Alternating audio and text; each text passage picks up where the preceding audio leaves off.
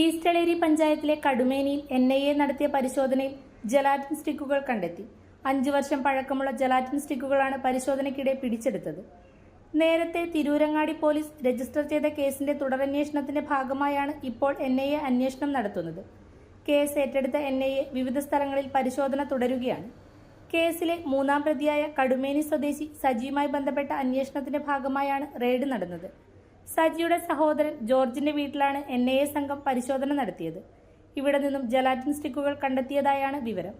കാട്ടുപന്നികളെ തുരത്തുന്നതിനായാണ് ഇവ സൂക്ഷിച്ചിരുന്നതെന്നാണ് ബന്ധപ്പെട്ടവർ NIAക്ക് മൊഴി നൽകിയതെന്നും അറിയുന്നു.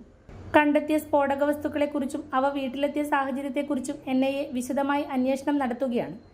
കേസുമായി ബന്ധപ്പെട്ട കൂടുതൽ വിവരങ്ങൾ ലഭ്യമാകുന്നതിനനുസരിച്ച് അന്വേഷണം വ്യാപിപ്പിക്കുമെന്നും സൂചനയുണ്ട്. വൈറ്റ് ലൈൻസിന്റെ പുതിയ ബ്രാഞ്ച് ഇനി ചെറുപുഴയിൽ. സ്കൂൾ ബാഗുകൾ, നോട്ട്ബുക്കുകൾ, കുടകൾ, സ്റ്റേഷനറി, സോപ്പുകൾ, floor cleaner, hand wash, body lotion തുടങ്ങി എല്ലാ സാധനങ്ങളും ആകർഷകമായ വിലക്കുറവിൽ ലഭ്യമാണ്.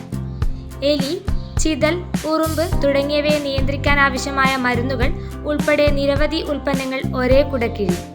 മികച്ച ഗുണനിലവാരം കുറഞ്ഞ വിലയിൽ എന്ന പ്രത്യേകതയാണ് വൈറ്റ് ലൈൻസ് നൽകുന്നത്.